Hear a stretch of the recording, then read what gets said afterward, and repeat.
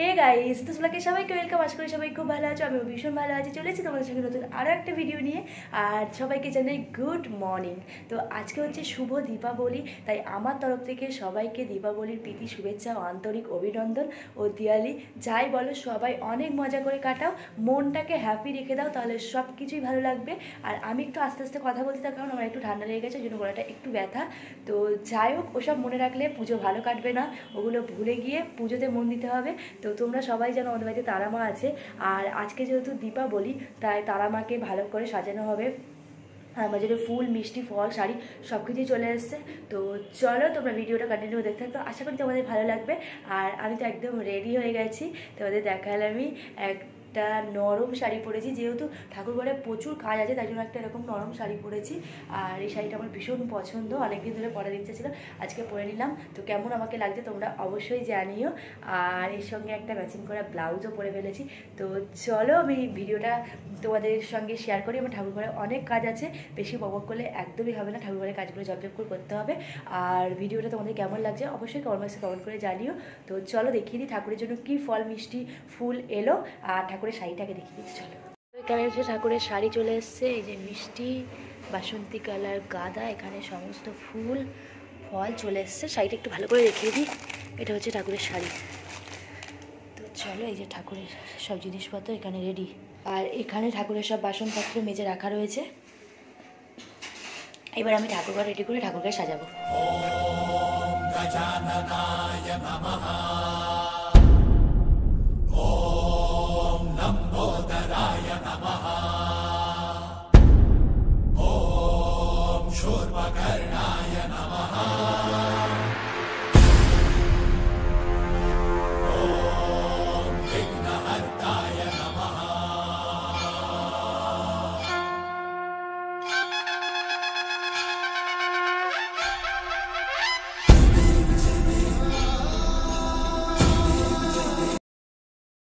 তো মোটামুটি এখন ঠাকুরঘরের কাজ মিটলো, আর এখন চলে এসেছি উপরের ঘরে। আর এখন একটু রেস্ট নেব, কেননা অনেকক্ষণ ঠাকুরের কাজকর্ম হয়েছে। এবার একটু রেস্ট নেব, তারপর আবার সন্ধ্যেবেলা পুজো আছে। আর আমাদের পাশে জেঠিমা, কাকিমা, যে সমস্ত পুজো হবে, 4-5টা পুজো হবে, সবটা তোমাদের সঙ্গে আজকে শেয়ার করব। আজকে সন্ধ্যেবেলা দারুণ মজা হবে। তো চলো। তো আমি এখন একটু বেরোলাম, ভেবেছিলাম রাত্রে আসবো জেঠিমাদের বাড়িতে, কিন্তু দুপুরে একটু কীর্তন দিয়েছে, তাই একটু কীর্তন শুনতে যাচ্ছি এখন।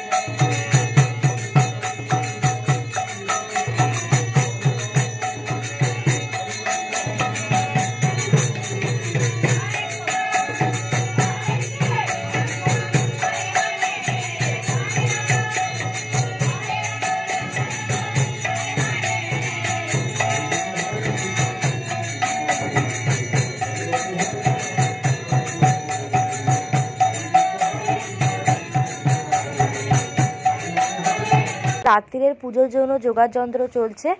রাত্রিরে শ্যামা পুজো হবে, এটা জেঠিমাদের একদম 12 মাসের ঠাকুর, সব সময় থাকে। আর এটা যেহেতু শ্যামা পুজোর দিন প্রতিষ্ঠিত করা হয়েছিল বলে সেই দিনই এই ঠাকুরের পুজো হয়। আর এখানে আলপনা টালপনা সব দেওয়া হয়ে গেছে, এখানে বরণ ডালা রেডি করা হয়ে গেছে, এখানে শ্রী রেডি করা হয়ে গেছে, শ্রীটা খুব সুন্দর হয়েছে কিন্তু।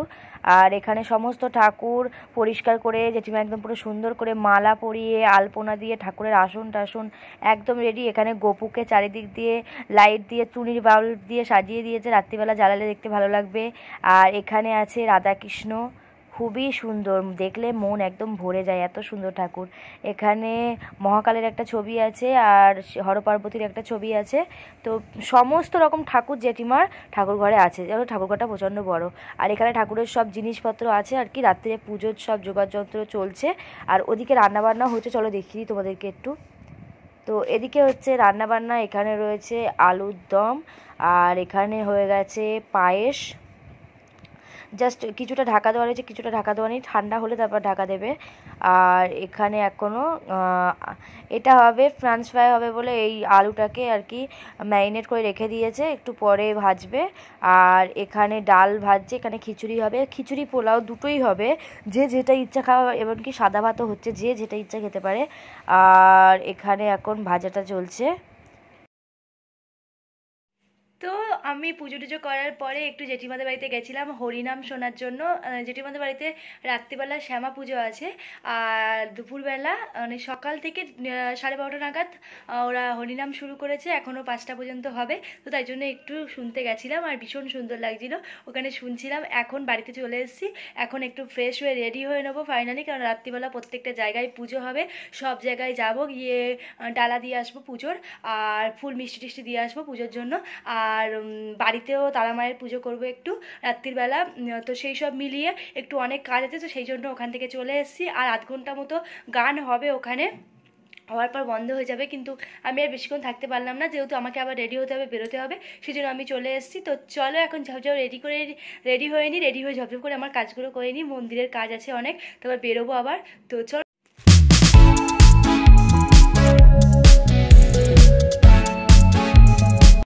তো আমি একদম রেডি হয়ে গেছি, আর রেডি হয়ে চলে এসেছি এখন ঠাকুরঘরে। আর আমি একটা লাল কালার শাড়ি পরেছি, আর এই ব্লাউজটা তোমরা আগেও দেখেছো, আমি সপ্তমীতির সন্ধ্যাবেলা এই ব্লাউজটা পরেছিলাম। আর এই শাড়িটা ফার্স্ট আজকে নতুন ভাঙলাম। তো শাড়িটা আমি লাল কালার পরেছি, তার কারণ হচ্ছে কালি বা তারা যেই বলো না কেন একটু লাল কালার বেশি ভালোবাসে, সেই জন্য আমি একটা লাল কালার শাড়ি পরেছি। আর তোমাদের সঙ্গে আমি 2-3টে জিনিস শেয়ার করিনি, যেগুলো আমি দীপাবলি উপলক্ষে কিনে এনেছিলাম, কিন্তু তোমাদেরকে দেখানোর টাইম পাইনি, সেগুলো এখন দেখাবো। খুবই সুন্দর জিনিস, আমার ভীষণ পছন্দ হয়েছে, তোমাদেরও ভীষণ ভালো লাগবে যদি তোমরাও দেখো। তো দেখিয়ে দিই, আমি এটা কিনে নিয়ে এসেছিলাম, এটা ভীষণ সুন্দর। আর এর মধ্যে একটা প্রদীপ মানে আছে, এখানে সলতে দিয়ে প্রদীপটা জ্বালিয়ে দেবো তুলসী মঞ্চের সামনে, তাই জন্য এটা কিনেছি। এটা ব্যালকনিতে টাঙিয়ে রাখলেও ভীষণ সুন্দর লাগবে, সেই জন্যই আমি আর কি এটা কিনেছি। এটা ভীষণ ভীষণ ভীষণ পছন্দ হয়েছে আমার। তো এরকম বিভিন্ন রকম আছে, এটা বেশি সুন্দর লেগেছে আমার। আর বললামই যে লাল কালারগুলো কিনি, তার কারণ হচ্ছে কালী বা তারামা যাই বলো না কেন, আজকে দিদি একটু লাল জিনিসটা পরলে বা সব কিছু কিনলে বেশি ভালো লাগে। আর হচ্ছে এই যে এখানে মোমবাতি আছে, যেগুলো দিয়ে আজকে পুরো সারা বাড়ি আমি আলোয় আলোকিত করে দেবো দীপাবলির দিন, চারিদিকে পুরো আলোয় আলোকিত করে দেবো, কোথাও এক টুকরো অন্ধকার রাখবো না। আর একটা জিনিস, এটা প্লাস্টিকের মধ্যে আছে, প্লাস্টিকটি খুলে দেখায়, এই একটা পঞ্চপ্রদীপ কিনেছি, এটা তো জাস্ট দারুণ।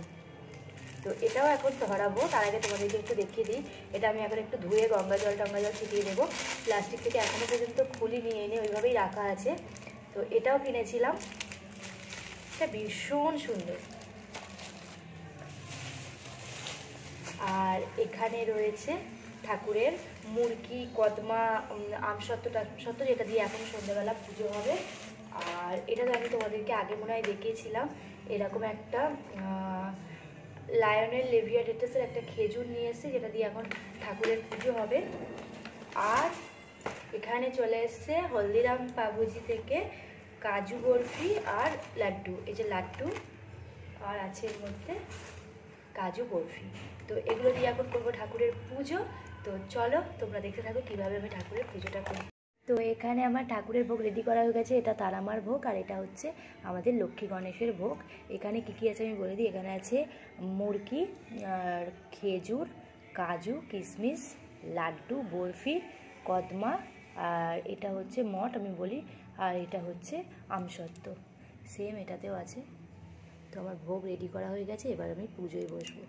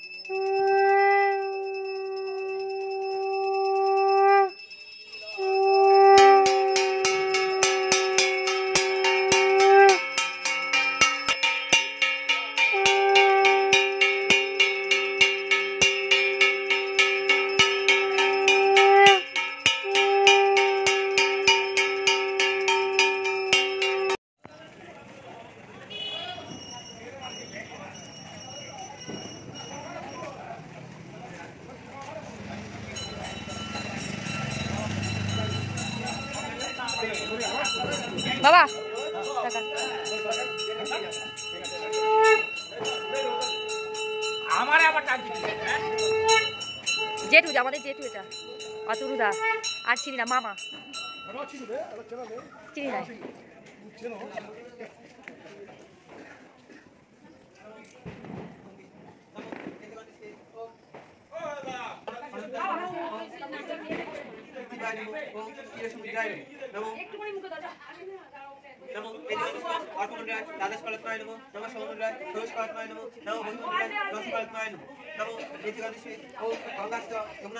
गोदावरी सरस्वती नर्मदे सिंधु कावेरी जलश्री